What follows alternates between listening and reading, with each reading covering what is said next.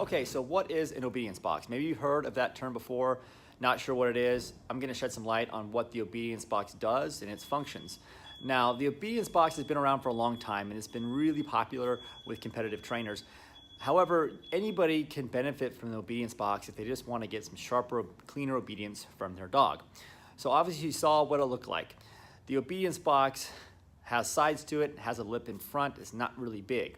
You don't want it really big. Again, obedience boxes, this is something that is usually made by trainers. It's not something you can go online and find these made. But the function that it helps out with is foraging. Let's start with that. Foraging is a big thing, especially if you're into competitive obedience. Dogs that forage, you're gonna lose points. So for example, you may see this right now with your dog. You tell them to lay down, you tell them to sit, and they either take a step back or they take a couple steps forward. That's known as foraging.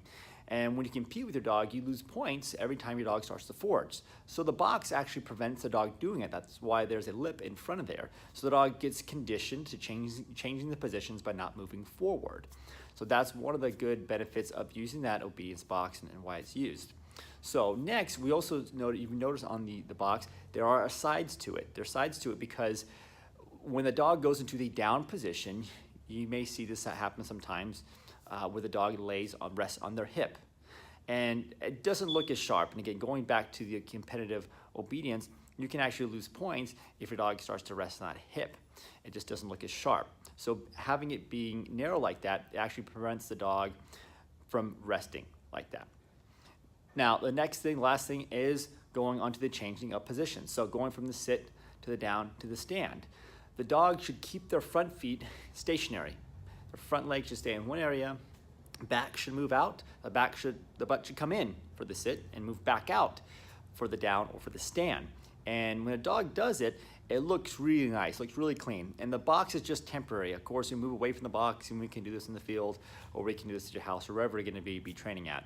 But that's the purpose and the functions for an obedience box. Here's a quick little video of me working with one of my dogs, doing that change of position, and you can actually see how it should look.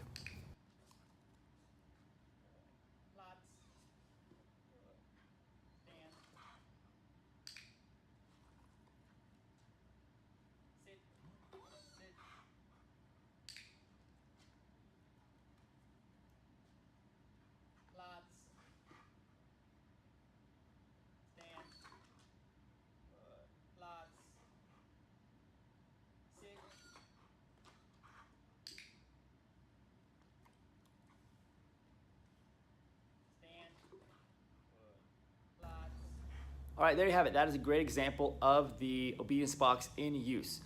Anybody can do this. Anybody who wants to have sharper, cleaner obedience with their dog, this is the way to do it. You don't have to be a competitive trainer to use an obedience box. Hope this was helpful for you guys. If you found some use for it, please feel free to like and share this video.